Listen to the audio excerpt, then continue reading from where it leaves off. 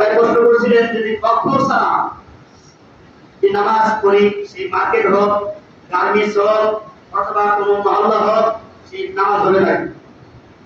নামাজ হলো যেমন আমরা ইস্তেমার ভিতরে নামাজ পড়ি, বিশ্ব ইস্তেমা, সেই জায়গাকে অপ্রকৃত কক্ষ না। কিন্তু সময়ের ক্ষেত্রে সময় বিশেষের কারণে মাসলা পরিবর্তন হয়। তিন কারণে মাসলা পরিবর্তন হয়। একটা যুগের কারণে, সময়ের কারণে। এখন যদি বলি নামাজ হবে না, তাহলে এই মুসলিম কই যাবো? নামাজ হয়ে যাবে সময়ের কারণে। এখন এখানে একটা মসজিদ আছে, সে যদি আমরা মার্কেটে নামাজ পড়ি, তাহলে তো নামাজ হবে না।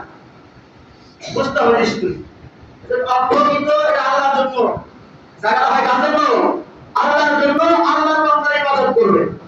আমাদের অপ্রকৃত যদি জায়গা না এসে এমনি মার্কেটে নামাজ পড়ি, তাহলে আল্লাহ জায়গাকে বিদ্যামত দেখানো হলো।